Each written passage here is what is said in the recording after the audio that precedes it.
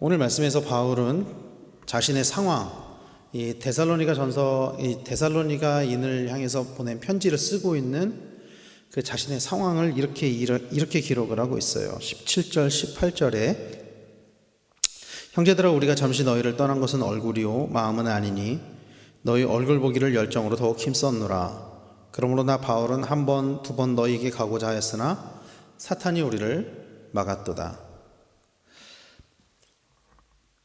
몇 번 말씀드린 것처럼 이 바울이 데살로니가 전서를 쓴 곳은 그 당시에 바울이 어디에 있었냐면 바울은 고린도에 있었습니다.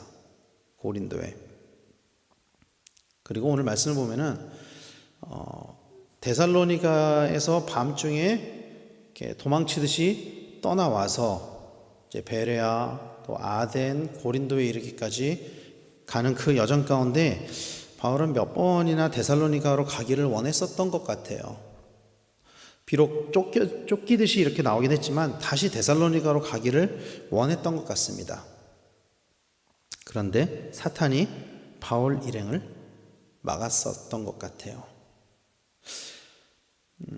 그러면 바울이 왜 데살로니가로 가지 못했을까요? 사탄이 어떤 방법으로 바울을 막았을까요? 사실 그 이유에 관해서는 성경에서 찾을 수가 없습니다. 사실 성경에는 기록되어 있지 않아요. 그 부분이 그냥 추측으로만 당시에 유대인들이 막았는지 아니면은 이동 경로나 동선 혹은 재정적인 상황 어떤 상황이 뭐래도 있었을 거라는 추측은 할 수 있겠지만 그것이 무엇이라고 명확하게 딱 잘라서 얘기는 할 수 없습니다. 왜 그러면 성경에 그것이 기록되어 있지 않거든요. 근데 분명한 사실은 바울이 자신이 복음을 전하는 그 모든 일들이 영적 싸움이라는 것을 알고 있었다는 거예요. 자기가 데살로니가에서 쫓겨나오게 된 것, 그리고 그 여정 가운데 데살로니가로 다시 가지 못하는 그 모든 것들이 영적인 싸움 안에서 일어나고 있다는 것을 알고 있다는 거예요. 바울은 에베소서 6장 12절에서 이렇게 이야기를 했습니다. 우리의 씨름은 혈과 육을 상대하는 것이 아니요 통치자들과 권세들과 이 어둠의 세상 주관자들과 하늘에 있는 악의 영들을 상대함이라. 이렇게 이야기를 했습니다. 바울은 자신을 가로막고 있는 그런 상황이나 환경 혹은 자신을 가로막는 사람들, 그런 이면에 어떤 영적인 싸움이 있다는 것을 알고 그 영적인 싸움을 바라보고 있었다라는 거예요. 이 에베소서를 쓸 때도 바울은 갇혀 있었잖아요. 갇혀 있었지만 그 모든 것들은 자신을 향한 그 영적인 공격이라는 것을 알고 있었다라는 것이죠. 그리고 사탄이 바울로 하여금 데살로니가 교회로 가지 못하게 했었던 그 이유, 다시 데살로니가로 가지 못하게 했었던 그 이유는 데살로니가 교회에 복음이 더 전해지는 것을 막았다는 거예요. 그것이 사탄이 가지 못하게 한 이유는 복음이 더 전해지지 못하게 하기 위해서 복음 전파를 막았다라는 것이죠. 그래서 결국 바울은 데살로니가로 가지 못했습니다. 이 편지를 쓸 때 이제 바울의 그 사도행전이나 이 서신서를 바탕으로 바울의 그 삶을 유추를 해보면은 바울은 총 3번 혹은 4번의 전도 여행을 가거든요. 그런데 이 데살로니가를 쓸 때 이 고린도에 머물렀을 때는 2차 전도여행 때예요. 2차 전도여행 때. 이 2차 전도여행 때 바울은 데살로니가로 가지 못합니다. 근데 이제 나중에 3차 전도여행 때 데살로니가에 다시 들리기는 한 것 같아요. 바울의 이 경로나 이제 동선이나 이런 것들을 보면은 어쨌든 바울이 이 편지를 쓸 당시에 데살로니가를 가려고 했었지만 가지 못했다는 것은 무슨 뜻이냐면은 더 이상 데살로니가의 복음을 전할 사람이 없었다라는 거예요. 왜 그러냐면 데살로니가 교회는 데살로니가인들, 헬라인들, 귀부인들을 중심으로 모여진 교회라 그랬잖아요. 율법을 몰라요. 예수 그리스도를 모릅니다. 더 이상 그들은 복음을 들을 기회가 없다는 거예요. 그곳에 유대인이라도 남아 있었다면, 만약에 유대인이라도 회심을 해서 유대인 중심의 교회였다면은 그들이 구약의 말씀에 나와 있는 예언들을 토대로 예수 그리스도가 메시아구나, 예수 그리스도가 구세주구나, 예수 그리스도를 믿어야 구원을 얻는구나 라는 것을 알 수 있었겠지만 데살로니가 교회는 이방인들을 중심으로 세워진 교회였거든요. 그래서 그곳에 누군가가 가서 직접적으로 말씀을 전하지 않는다면, 복음을 전하지 않는다면, 그 당시의 성경인 구약의 말씀을 풀어주지 않는다면 더 이상 복음을 들을 수 없다는 거예요. 바울이 가지 못했다는 것은. 적어도 다른 그 바울이 편지를 썼던 그 유대인들의 교회와는 상황이 다르다는 거예요, 이거는. 그래서 바울이 디모데를 보냈었을지도 몰라요, 그곳에. 복음을 더 전하게 하기 위해서. 데살로니가 교회는 더 이상 예수 그리스도에 대한 복음을 들을 수 없었던 것 같아요, 추론해 보자면은. 근데 그럼에도 불구하고 데살로니가 교회는 믿음을 지켰었던 것 같습니다, 우리가 말씀해 봤던 것처럼. 그래서 데살로니가 1장 8절에서는 이렇게 기록했잖아요. 주의 말씀이 너희에게로부터 마게도냐와 아가야에만 들릴 뿐 아니라 하나님을 향하는 너희 믿음의 소문이 각처에 퍼졌으므로, 그렇게 이야기를 하잖아요. 그렇다면 어떻게 그들이 복음을 지킬 수 있었느냐는 거예요. 복음을 더 이상 듣지 못했음에도 불구하고 어떻게 그들이 복음을 지킬 수 있었느냐는 거예요. 그 이유에 관해서 오늘 말씀은 이렇게 기록을 하고 있어요. 13절 말씀에 이렇게 이야기합니다. 이러므로 우리가 하나님께 끊임없이 감사함은 너희가 우리에게 들은 바 하나님의 말씀을 받을 때에 사람의 말로 받지 아니하고 하나님의 말씀으로 받음이니, 이렇게 이야기를 해요. 진실로 그러하도다. 진실로 너희가 말씀을 받을 때 사람의 말로 받지 않고 하나님의 말씀으로 받았다. 너희가 그랬다. 그렇게 이야기를 합니다. 데살로니가 전서에 의하면은 바울은 고작 3주간 데살로니가에 머물면서 복음을 전했어요. 고작 3주입니다. 3주.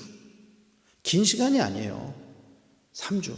매일마다 회당에 나가서 복음을 전했다 그래도 고작 20번밖에 안 되는 시간이에요, 3주는. 바울이 고린도에 가기 직전에, 그러니까 이 편지를 쓴 고린도에 가기 직전에 어디를 거쳐서 고린도를 갔냐면 아덴을 거쳐서 고린도를 가요. 아덴에서도 복음을 전했습니다. 아덴에서도 설교를 했어요.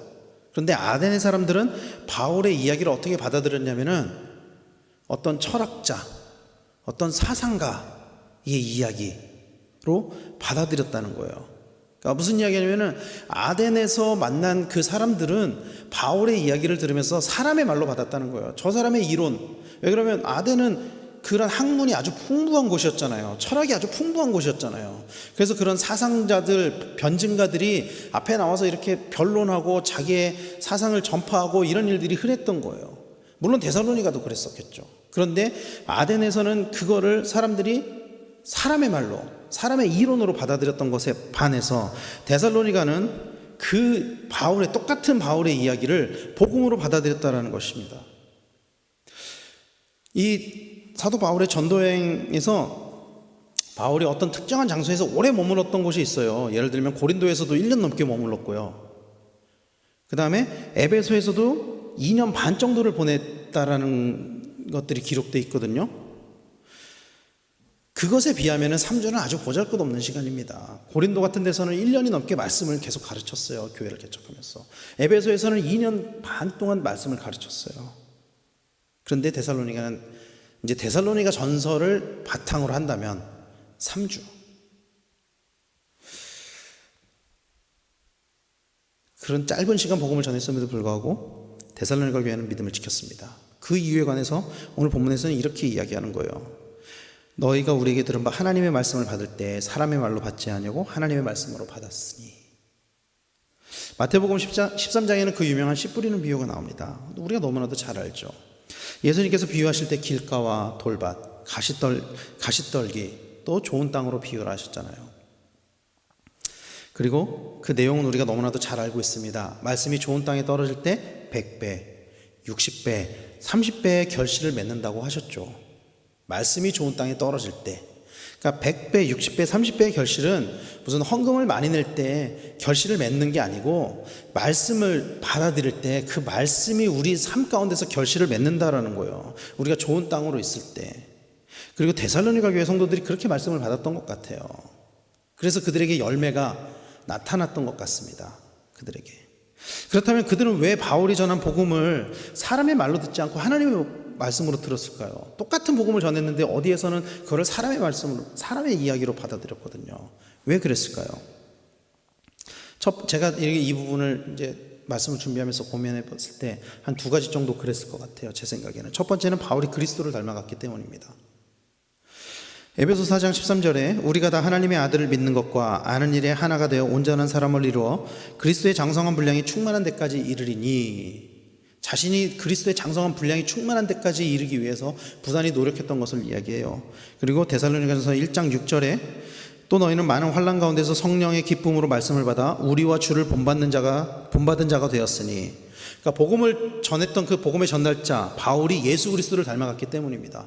바울을 통해서 예수 그리스도를 봤던 거예요. 그가 더 이상 그리스도인을 핍박했던 사울이 아니라 복음을 전하는 복음의 전파자 바울로서 그들 앞에 섰기 때문입니다. 복음을 전하는 사람을 보고 그들이 하나님을 봤어요. 바울을 보고 하나님을 본 거예요. 바울을 통해서 하나님과 사람 사이의 그 창문의 역할을 완벽하게 행했다라는 거예요, 바울이. 그리고 두 번째 이유는 사랑으로 전했기 때문입니다. 그 말씀을. 데살로니가전서 2장 8절 말씀에 우리가 어제 나눴던 우리가 이같이 너희를 사모하여 하나님의 복음뿐 아니라 우리의 목숨까지도 너희에게 주기를 기뻐함은 너희가 우리의 사랑하는 자 됨이라, 그렇게 이야기를 하죠.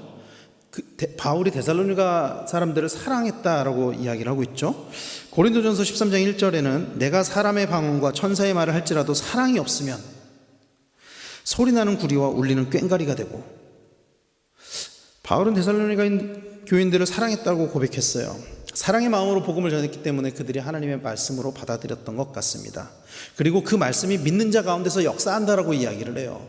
그 말씀이, 그들이 믿음으로 받아들였던 그 말씀이 믿는 자 가운데서 역사한다라고 오늘 본문은 이야기를 하고 있는 거예요. 그러면 그게 어떻게 역사를 하고 있느냐는 거예요. 그들의 삶 가운데 그 하나님의 말씀으로 받아들인 그 말씀이 그들의 삶 가운데 어떻게 역사하고 있느냐는 거예요. 오늘 말씀에는 그들이 어떻게 믿음의 역사를 이루어가고 있는지를 이렇게 이야기를 해요. 14절 말씀입니다. 형제들아, 너희가 그리스도 예수 안에서 유대에 있는 하나님의 교회들을 본받은 자 되었으니 그들이 유대인들에게 고난을 받은 것 같이 너희도 너희 동족에게서 동일한 고난을 받았느니라. 자, 보세요. 바울은 데살로니가 교회 교인들의 수준을 어느 수준까지 끌어올리고 있냐면은, 어느 수준과 동일한 그 수준에 놓고 있냐면은, 유대에 있는 하나님의 교회들, 유대인의 교회와 같은 수준으로 놓고 있는 거예요. 근데 한번 생각을 해보세요, 여러분. 바울이 데살로니가에 가서 복음을 전한 것은 3주, 길어도 그보다 많이 길지는 않았을 것 같아요. 소동이 일어나고 쫓겨가고 그랬으니까 많이 길지는 않았을 것 같습니다. 불과 개척한 지 짧게는 3주, 뭐 길어야 한두 달 됐다고 쳐도 개척한 지 그 정도밖에 안 되는 교회의 믿음을 어느 정도까지, 어디와 비교를 하고 있냐면은, 이 바울이 데살로니가 전서를 쓸 때 대략 AD 50년, 49년, 50년 이쯤으로 보거든요. 그러면은 유대에 처음 교회가 생겼을 때, 예수님이 승천하시고 처음 교회가 생겼을 때가 AD 30년경이잖아요. 그러면 그 유대인의 교회는 20년 됐다는 거예요, 교회가. 그 20년 된 교회랑 20년 동안 믿음이 다져진 그 교회랑 믿음의 어떤 동일선상에서 놓고 있다는 거예요, 이 이방인의 교회를. 바울이 믿음의 역사는, 사랑하는 성도 여러분, 믿음의 역사는 고난을 당하는 가운데 일어나는 줄로 믿으시길 바랍니다. 데살로니가 교인들은 동족에게 핍박을 당하면서도 신앙을 지켰어요. 마치 유대인들이 그랬었던 것처럼, 유대인들이 자신들의 민족에게 그 핍박을 당했었던 것처럼, 그 누구보다도 바울이 잘 알잖아요. 자기가 핍박했던 사람이니까. 그랬던 것처럼 데살로니가 교인들도 그런 동일한 핍박을 받았음에도 불구하고 유대인들과 같이 믿음을 지켰다라는 거예요. 그것이 열매로 나타났다는 거예요. 믿음을 지키는 것이. 왜? 하나님의 말씀으로 믿었기 때문입니다. 하나님의 말씀으로 들었기 때문입니다. 그랬기 때문에 불과 3주 정도밖에 복음을 듣지 못했지만 그들의 삶이 그런 열매가 나타났다는 거예요. 그 핍박 가운데서도 믿음을 지키는 열매. 여러분, 이방인인 데살로니가인들도 그랬어요. 복음을 얼마 안 들었던 데살로니가인들도 그랬어요. 그런데 오히려 유대인들은 오히려 복음이 전파되는 것을 막았습니다. 오히려 유대인들은.